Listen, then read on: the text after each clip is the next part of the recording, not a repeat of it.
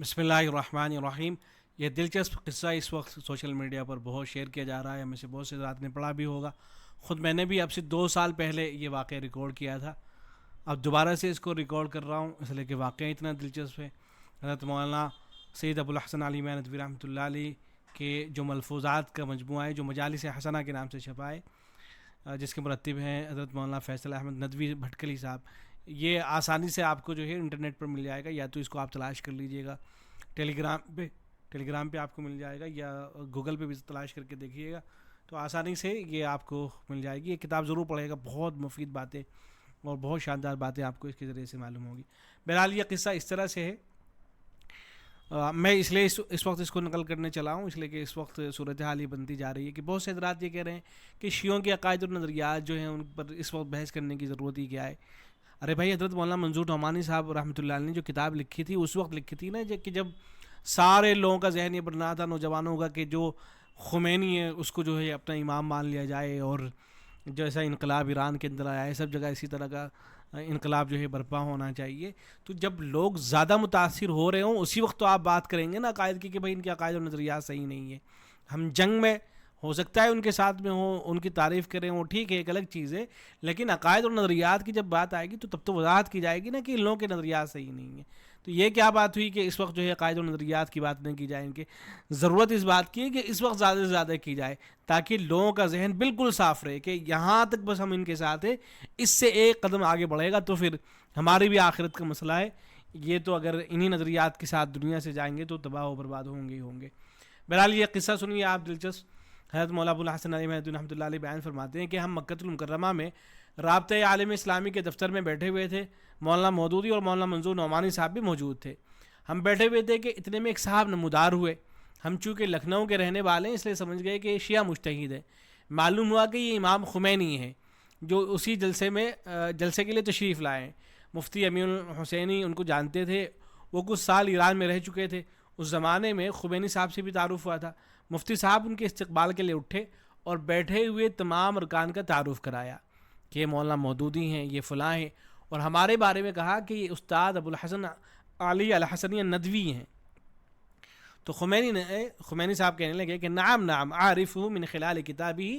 ردتم ولا ابا بکر لہا، کہ ہاں میں ان کو جانتا ہوں، ان کی جو کتاب ہے ردتم ولا ابا بکر لہا اس کے حوالے سے میں ان کو جانتا ہوں، یہ حضرت مولانا ابو الحسن علی ندوی رحمۃ اللہ علیہ کی کتاب ہے۔ اس کے بعد جو خمینی وہ کہنے لگے کہ یا لیتہ سماہ ردتم ولا ابا حسن لہا، کہ کاش انہوں نے اپنی کتاب کا نام اس طرح سے رکھا ہوتا کہ ردتم ولا ابا حسن لہا، کہ ردت یعنی ارتداد پایا جا رہا ہے لیکن ابو الحسن موجود نہیں ہے، یعنی حضرت علی رضی اللہ عنہ موجود نہیں ہے، لیکن انہوں نے تو اپنی کتاب کا نام رکھا ہے ردتم ولا ابا بکر لہا۔ تو ہم نے کہا، حضرت مولانا ابو الحسن علی ندوی رحمۃ اللہ نے جواب میں فرمایا کہ لیس ھکذا یقول العرب، کہ عرب ایسے بولتے ہی نہیں ہیں۔ یقول عرب کہتے ہیں ردتم ولا ابا بکر لہا، جملہ ایسے ہی استعمال ہوتا ہے، وقضیتم ولا ابا حسن لہا، اور جب حضرت ابو الحسن کا ذکر آتا ہے حضرت علی کا تو اس طرح سے بولا جاتا ہے کہ قضیتم ولا ابا حسن لہا، گویا کہ حضرت مولانا ابو الحسن علی ندوی رحمۃ اللہ علیہ کے سامنے جو خمینی عربی جھاڑنے کے لیے چلے تھے، ساری کی ساری جو ہے ہیکڑی حضرت نے نکال دی اور یہ فرما دیا کہ بھئی جملہ جو ہے اسے استعمال ہوتا ہے۔ یہ جملہ جو ہے غالباً حضرت قضیتم ولا ابا حسن لہا یہ حضرت عمر رضی اللہ تعالیٰ عنہ کی طرف منسوب ہے کہ کسی موقع پر حضرت نے یہ بات ارشاد فرمائی تھی، اور یہ اس وقت بولا جاتا ہے کہ جب کوئی اہم بات پیش آ جاتی ہے کہ بھئی ارتداد پھیل رہا ہے لیکن حضرت ابو بکر موجود نہیں ہے، کہ کاش اس طرح کی شخصیت موجود ہوتی کہ جیسے حضرت ابو بکر رضی اللہ تعالیٰ عنہ میدان کے اندر ڈٹ گئے تھے ارتداد کے خلاف، تو اسی طرح کی کوئی شخصیت ہمارے زمانے کے اندر بھی موجود ہوتی۔ تو جب ارتداد وغیرہ پھیلتا ہے اس وقت یہ جملہ بولا جاتا ہے۔ بہرحال آگے اور سنیے ایک لطیفہ، اور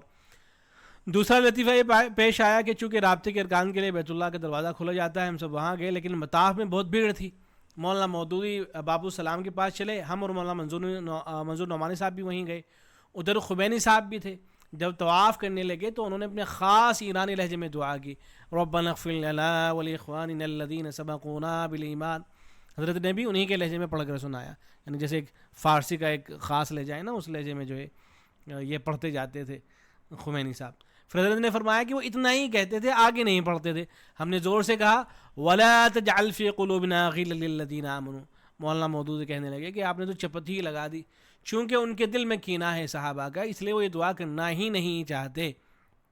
یعنی صرف اتنا کہہ رہے تھے کہ ربنا اغفر لنا، کہ خدایا ہماری مغفرت فرما، ہمارے بھائیوں کی مغفرت فرما جو ہم سے پہلے ایمان کے ساتھ چلے گئے. تو حضرت مولانا ابو الحسن علی ندوی رحمۃ اللہ علیہ نے آگے یہ بھی پڑھ دیا کہ ولا تجعل فی قلوبنا غلا للذین آمنوا، کہ ہمارے دلوں کے اندر جو اہل ایمان ہے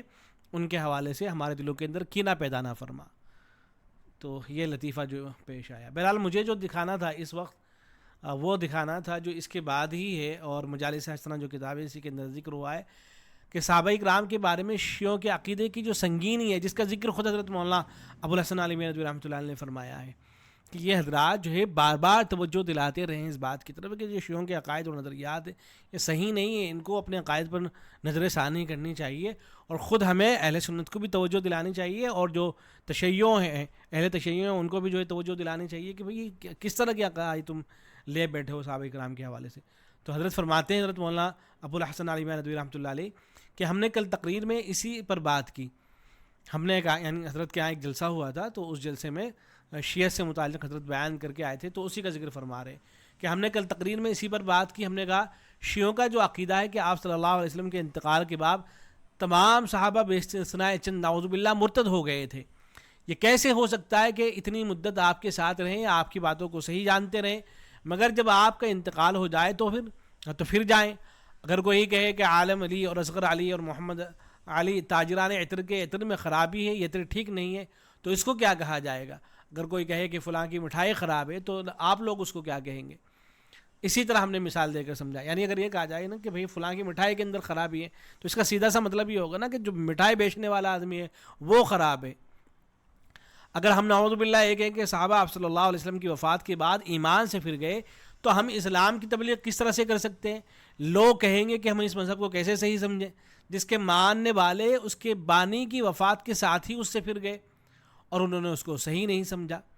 بانی مذہب کے ساتھ رہنے کے باوجود ان کا یہ حال ہے، تو ہم اس کو کس طرح مان سکتے ہیں؟ ہم نے پوچھا کہ اس کا آپ کے پاس کیا جواب ہے؟ ظاہر ہے کوئی جواب نہیں ہے. بھائی اگر آپ کا نظریہ یہ ہے کہ نعوذ باللہ حضرت ابوبکر صدیق، حضرت عمر فاروق، حضرت عثمان غنی اور تمام کے تمام صحابہ کرام ان کو چھوڑ کر کے یہ سب کے سب جو ہے مرتد ہو گئے تھے، اسلام سے ان کا کوئی لینا دینا باقی نہیں رہ گیا تھا، نعوذ باللہ یہ منافق تھے جیسا کہ شیعہ اپنی کتابوں کے اندر لکھا کرتے ہیں، تو اگر آپ یہ کہتے ہیں تو پھر سیدھا سیدھا گویا کہ آپ نبی صلی اللہ علیہ وسلم اور اسلام کے اوپر گویا کہ آپ اعتراض کرتے ہیں. اس لیے کہ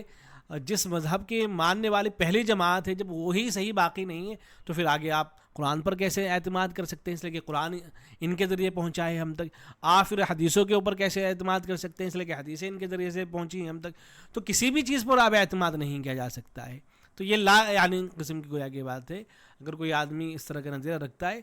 تو کیا اس کے پاس جواب ہو سکتا ہے سوائے اس کے وہ کچھ تعویل کرے، یہ کہے کہ حضرت علی رضی اللہ تعالیٰ عنہ تقیہ کر رہے تھے، یا کچھ اور کہانی کھڑے، اس کے علاوہ اور کیا جواب ہو سکتا ہے؟ بہرحال صحابہ کرام رضوان اللہ تعالیٰ مجمعین کے حوالے سے جو شیعوں کا نقطہ نظر ہے، یا قرآن مجید کے حوالے سے جو ہے، یا اور جو یہ نظریات رکھتے ہیں، ضرورت اس بات کی ہے کہ ان کا اس موقع پر ذکر ہونا چاہیے، لوگوں کے سامنے چیزیں آنی چاہیے کہ بھائی ان لوگوں کے نظریات صحیح نہیں ہیں. ایسا نہ ہو کہ لوگ آنکھیں بند کر کے بیٹھے رہے اور کہتے رہیں گے ٹھیک ہے ان کے جو نظریات عقائد ہیں وہی ہمارے بھی ہیں، ان میں اور ہم میں کوئی فرق نہیں ہے. اس طرح کی لایانی باتیں نہیں ہونی چاہیے. السلام علیکم و رحمۃ اللہ.